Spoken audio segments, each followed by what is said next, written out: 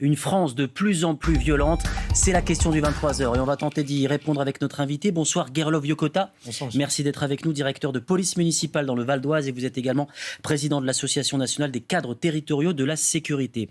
Qu'est-ce que vous retenez de cette photographie dévoilée aujourd'hui, photographie de la délinquance en France?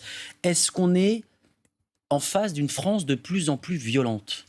Alors, on peut voir qu'il y a une mutation de la délinquance, puisque, comme l'a précisé votre collègue, les atteintes aux biens ont baissé quand les atteintes aux personnes, elles, ont augmenté.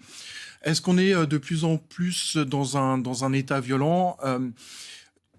En ce qui concerne certaines infractions, on peut noter qu'aujourd'hui, le ministère de l'Intérieur ainsi que les maires ont décidé de s'attaquer avec plus de force sur, par exemple, les stupéfiants, ce qui fait que les chiffres ont augmenté parce que la police nationale et la police municipale agissent beaucoup plus en profondeur sur cette particularité, donc sur cette infraction. Pour le reste, on est sur des augmentations. Alors, évidemment, 5%, c'est quand même conséquent parce qu'on parle de plusieurs centaines de milliers de personnes. Alors justement, est-ce que cette augmentation des crimes et délits, elle traduit, selon vous, une forme d'impuissance, une forme d'inefficacité de notre police? Alors, c'est pas la police qui est inefficace, au contraire, moi je la trouve très efficace.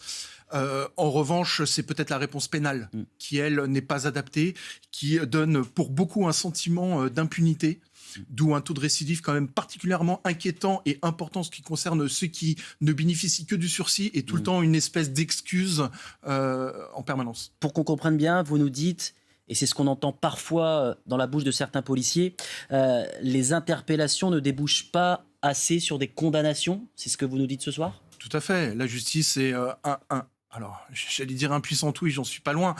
C'est devenu structurel. On a un nombre de places, certes, qui a augmenté de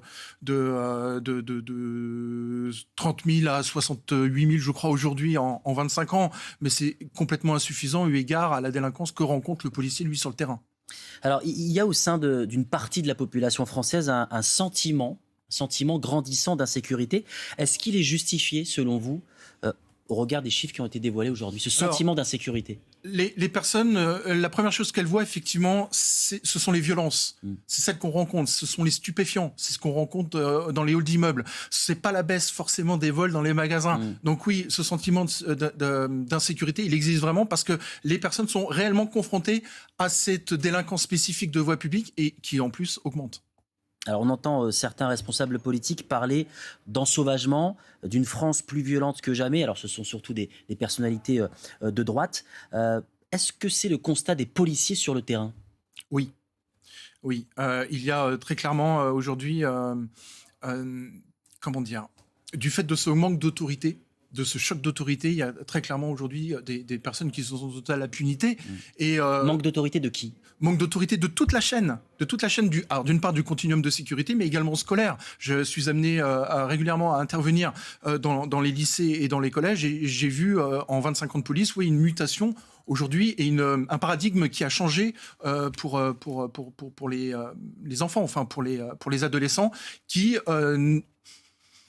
vraiment, ils sont déconnectés de la réalité. Ouais, sûrement que les réseaux sociaux, ils sont pour quelque chose. Les solutions, qu'est-ce que vous préconisez? Le serpent de mer qui revient à chaque fois, c'est la police de proximité. Qu'est-ce que vous en dites ce soir? La police de proximité, aujourd'hui, effectivement, elle est assurée pour beaucoup par les policiers municipaux et les gardes champêtres. Il ne faudrait pas oublier nos amis les gardes champêtres. La police de proximité, c'est effectivement faire le lien entre la police, la population, les commerçants, les élèves. Oui, c'est important. Pour la réponse pénale, ce qui avait été mis en place avec la reconnaissance préalable de culpabilité ainsi que les comparutions immédiates, c'est quelque chose qu'il faudrait peut-être augmenter, accentuer. Ça désengorge les tribunaux, quand on sait qu'aujourd'hui, pour être jugé pour un délit, ça prend entre 6 mois et 1 an, alors pour un crime, ça prend entre 2 et 3 ans. Et ça participe malheureusement à la délinquance. Autre élément assez spectaculaire, la hausse des refus d'obtempérer. Là, le chiffre également interpelle. Est-ce que ça traduit une perte d'autorité de la police face aux automobilistes? Comment vous l'analysez?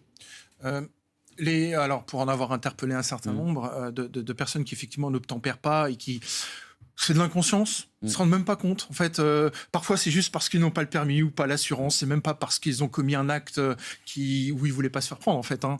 Donc, c'est pour moi de l'inconscience. Et puis, encore une fois, la réaction de la justice, de la chaîne pénale, quand on les attrape, elle est pas à la hauteur des enjeux. Ce qui fait qu'au final, on se fait prendre. On risque pas grand-chose. On se fait pas prendre. On a tout gagné. Donc vous préconisez un durcissement des peines et des condamnations. Merci beaucoup pour votre témoignage ce soir.